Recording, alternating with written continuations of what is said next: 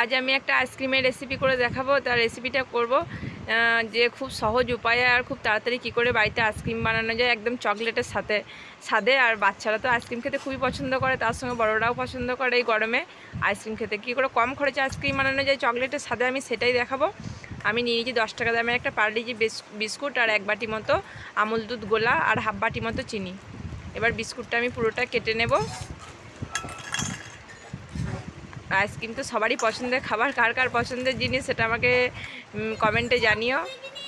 আমার চ্যানেলে রান্না যদি ভালো লাগে, ব্লগ ভিডিও ভালো লাগে, চ্যানেলটা সাবস্ক্রাইব করে নেবে। যারা ফেসবুক থেকে দেখছো তারা আমার চ্যানেলটা ফলো করে নেবে, শেয়ার করবে, লাইক করবে, কমেন্ট করবে, আমি সব কিছু রিপ্লাই দেব।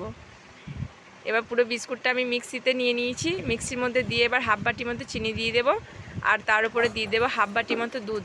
আর এটা মানে প্রসেসটা আস্তে আস্তে করতে হবে, পুরোপুরি একবারে চিনি আর দুধটা দিয়ে দিলে হবে না। এবার প্রথমে একবার আমি মিক্সিতে ভালো করে ঘুরিয়ে নেব বিস্কুটটা। দেখাই একবার, এই যে বিস্কুটের যে ব্যাটারটা হয়েছে এটা কিন্তু খুব পুরু হয়ে গেছে, কিন্তু এতটা পুরু করলেও হবে না, আবার খুব পাতলা করলেও হবে না। আমি দেখিয়ে দিই। এবার বাকি যে চিনিটা ছিল এটা দিয়ে দিলাম, আর আমি যে দুধটা ছিল বাকি দুধটাও এর মধ্যে দিয়ে দেবো, দিয়ে আরেকবার ভালো করে মিক্সিতে ঘুরিয়ে নেব।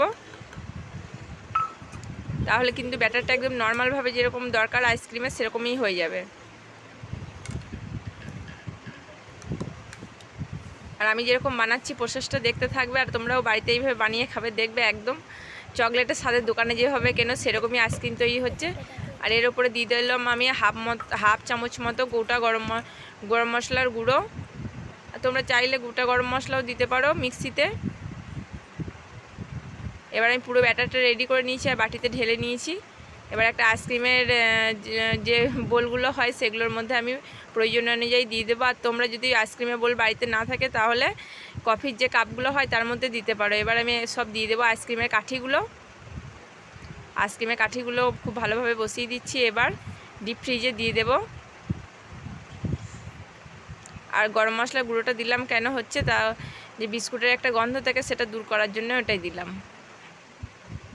এবার আমার পুরোপুরি সব কিছু রেডি হয়ে গেছে, ডিপ ফ্রিজে দিয়ে দিলাম। কিন্তু এটা হতে একটু টাইম লাগে, 10 থেকে 12 ঘন্টা ডিপ ফ্রিজে রেখে দিতে হবে, তারপরে আইসক্রিমটা পুরোপুরি উঠবে। আর আইসক্রিম কেমন হলো আর কেমন খেতে হয়েছে সেটা পরবর্তী ভিডিওতে দেবো। তার জন্য চ্যানেলটা সাবস্ক্রাইব করে নেবে, আর যারা ফেসবুক থেকে দেখছো তারা ফলো করে নেবে, তাহলেই পরবর্তী ভিডিও পেয়ে